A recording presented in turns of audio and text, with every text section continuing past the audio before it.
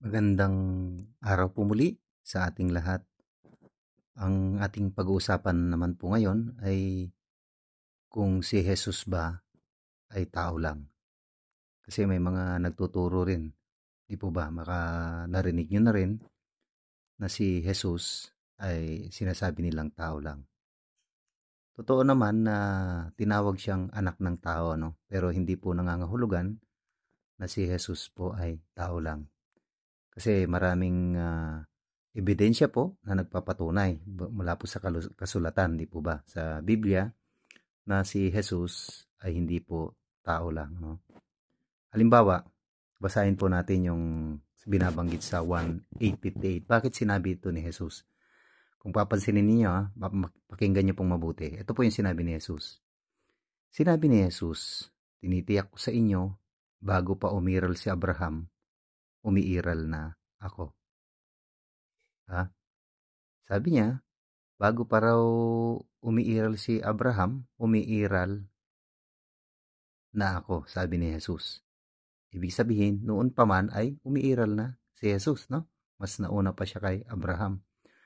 Bakit kaya nasabi ni Jesus to? Nagsisinungaling lang ba ang Panginoong Jesus? Kasi halos batuhin siya ng mga ng mga tao noon nung sabihin niya yan, ano? Kasi kung papansinin natin yung sa Colossus 1:15, ito po yung sumusuporta dun sa sinabi ni Jesus na yan, na nung sinabi niya na umiral na siya, bago pa umiral si Abraham ay umiiral na siya. Kung titingnan po natin yung Colossus 1:15, para patunayan po na talagang umiral na si Jesus bago pa umiral si Abraham, tingnan natin kung ano yung binabanggit po sa Colossus Kabanata 1, talata 15. Ang sabi, siya ang larawan ng di nakikitang Diyos, ang panganay sa lahat ng nilalang. Panganay sa lahat ng nilalang. No? Kaya ibig pong sabihin na bago pa lalangin ng Diyos ang lahat ng bagay, ay nilalang na ang kanyang anak. Walang iba kundi ang Panginoong Hesus, ano? Kaya sila ang magkasama nun ng kanyang ama, ang Diyos na Jehova. Kaya hindi po natin mapasisinungalingan itong sinasabi ng Panginoong Hesus na to. Talagang totoo yung sinasabi niya. Nasabi niya, tinitiyak ko sa inyo, bago pa umiral si Abraham, ay umiiral na ako. Totoo naman po, di po ba? Kasi nga, siya yung panganay sa lahat ng nilalang ng Diyos. Wala pa ang lupa, wala pa ang lahat ng bagay, no? Wala pa tayo. Wala pa yung ating mga magulang na si Adan at saka si Eva, no? Ay talagang umiral ng Panginoong Hesus. Kaya nga binabanggit din sa Pilipos, Kabanata 2, talata 6 at 7, ang sabi, dahil kahit umiiral siya sa anyong Diyos, hindi man lang niya inisip na maging kapantay ng Diyos, kundi iniwan niya ang lahat ng taglay niya at nag-anyong alipin at naging tao.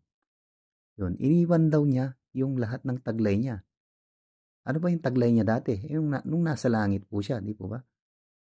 Kasi siya yung kasama ng Diyos eh. Siya yung pangalawa sa mataas na posisyon. Ang kanyang ama ang nakatataas sa kanya. Siya yung nasa pangalawahing posisyon. Di po ba? Kaya ang Panginoong Yesus ay hindi po tao lang, Kasi talagang espiritong nilalang na siya noon pa man. Kasama niya ang kanyang ama. Bakit po natin nasabing espiritong nilalang? Kasi nilalang siya ng kanyang ama. Kaya nga siya yung bugtong na anak eh. Siya lang po yung direktang nilalang ng Diyos. Yun po yung ibig sabihin nun, bugtong. Bugtong na anak. Kaya tinawag siyang bugtong na anak. Kaya wala na pong ibang matatawag na bugtong na anak dahil para lang sa Panginoong Hesus yung katawagang yun. Dahil siya lang yung direktang nilalang ng Diyos na Jehova. Dahil sa pamamagitan ng lahat ng nilalang na ng Diyos ay kasama na niya ang kanyang bugtong na anak. Hindi na direktang nilalang mismo ng Diyos ang lahat ng bagay pagkatapos po ng paglalang niya sa Panginoong Hesus. Dahil kasama na po niya sa pamamagitan na po ng Panginoong Hesus nalalang ang lahat ng bagay. Yun, katulong na niya ang kanyang bugtong na anak. Walang ibang Panginoong Hesus. Ngayon, ipipilit pa rin po ba natin na kung halimbawa ang alam po natin na o ang itinuro sa atin na si Jesus ay tao lang, ipipilit pa rin po ba natin yung katwiran natin? Sasalungatin po ba natin kung ano yung sinasabi ng Biblia, kung ano yung sinabi ng Panginoong Yesus nung naririto pa siya sa lupa? Ang sabi niya, bago pa umiral si Abraham, umiiral na ako, sabi niya.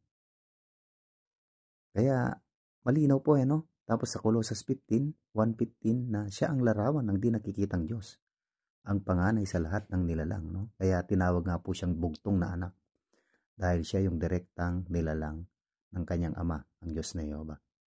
Yan, kaya maraming salamat po muli at laging tandaan ang katotohanan ang magpapalaya po sa ating lahat.